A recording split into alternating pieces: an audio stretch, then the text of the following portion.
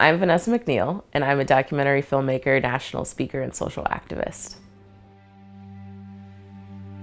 I had a friend, and she looked at me and she asked me what I wanted my legacy to be.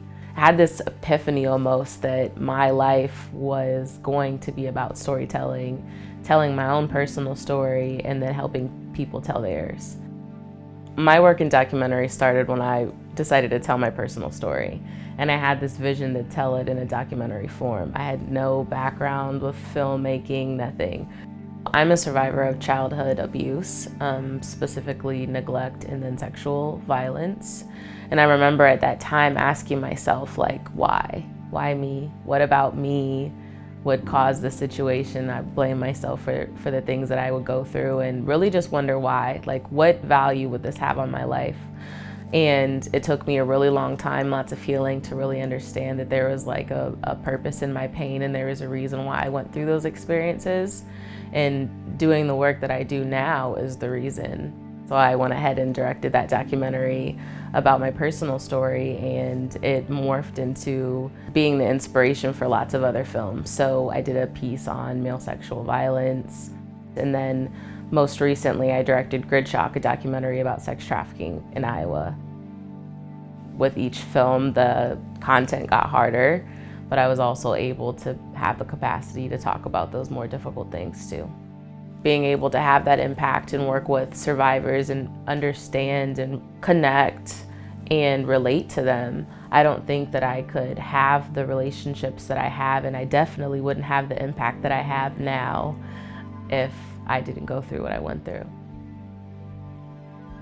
I define sex trafficking as the buying and selling of humans against their will for sex or sexual exchanges.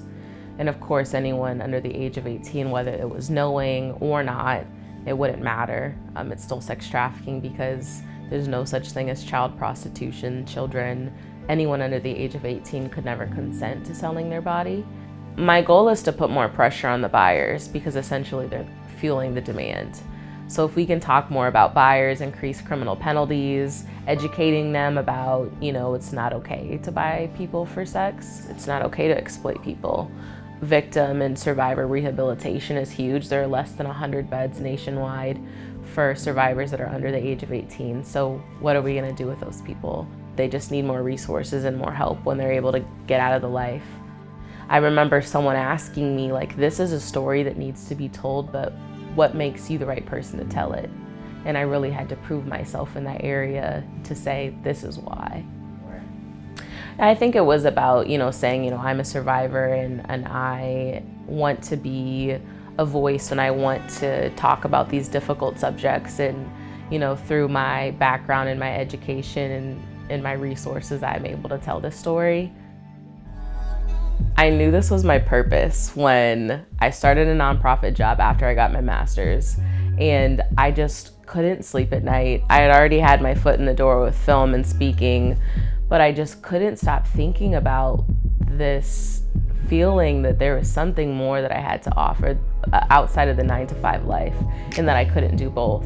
So one day I talked with my boss and I just said, hey, I cannot do this. There's just something in me that is screaming at me to not do what I'm doing, and I just know that there's something so big out there and I can't even explain it, but I just have this knowing. And I walked away and I started doing this full-time filmmaking, full-time speaking. I just want to continue to speak at higher levels, bigger platforms, continue getting my films out, and continue making films about social issues. And I just want to be a change maker and an advocate for talking about these issues and doing something about them.